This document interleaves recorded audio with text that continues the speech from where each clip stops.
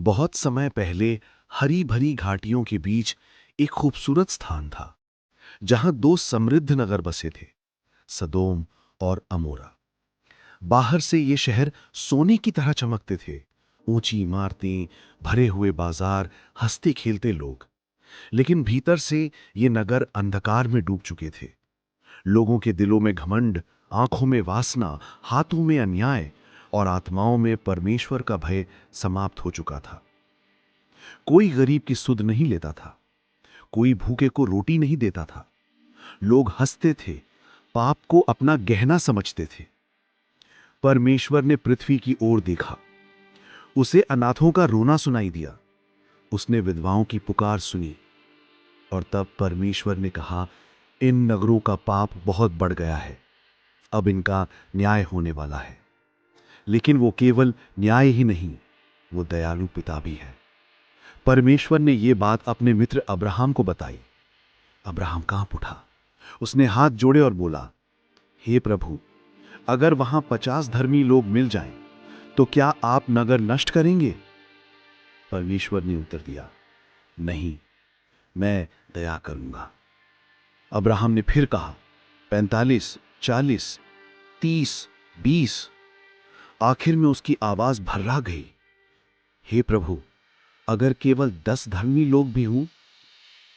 परमेश्वर ने कहा, हां, 10 के कारण भी मैं नगर को नहीं नष्ट करूंगा। परंतु वास्तविकता कठोर थी। सदोम में 10 भी धर्मी नहीं थे। परमेश्वर ने 2 स्वर्गदूतों को भेजा। वे साधारण मनुष्यों जैसे दिखते थे, लेकिन उनके भीतर स्वर्ग की सामर्थ्य थी। लूत, जो अब्राहम का भतीजा था, नगर के द्वार पर बैठा था। उसने उन्हें पहचाना और विनती करके अपने घर ले गया। लेकिन नगर के दुष्ट लोग घर के बाहर आ गए। भीड़ चिल्लाने लगी, अंधकार ने अपनी हदें पार कर दी। तभी स्वर्गदूतों ने अपनी शक्ति दिखाई और लोगों को अंधा कर दिया। स्वर्गदूतों ने लूत से कहा, अपने परिवार को लेकर तुरंत भागो, पीछे मत देखना, पहाड़ों की ओर भागो, नहीं तो नष्ट हो जाओगे। लूत डर गया, उसका दिल बट गया, घर, धन, शहर और जीवन। लेकिन उसने परमेश्वर की आज्ञा मानी। वे सुबह होते होते शहर से बाहर निकल चुके थे। लूत की पत्नी का मन अभी भी उस पुराने जीवन से जुड़ा हुआ था। उसने अचानक पीछे मुड़कर देखा और उसी क्षण वो नमक का खंबा बन गई। ये केवल पीछे देखना नहीं था, ये उसके दिल का संसार से चिपकना था। तभी आकाश में बादल गहरे हो गए। यहोवा ने स्वर्ग से आग और गंधक की वर्षा बरसाई।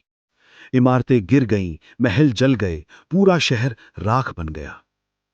धरती कांप उठी, धुआं आसमान की ओर उठने लगा और सदोम और अमोरा इतिहास बन गए। लेकिन यह कहानी केवल आग और विनाश की नहीं है।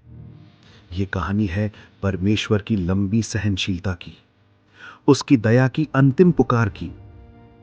वो आज भी बुलाता है, मेरी ओर फिरो ताकि तुम जीवित रहो। अगर लूत बच सकता है तो आप भी बच सकते हैं। अगर परमेश्वर आज भी बोल रहा है तो वो आपका इंतजार कर रहा है। अभी समय है, पीछे मत देखो, परमेश्वर की ओर आगे बढ़ो, क्योंकि वो ही जीवन का मार्ग है।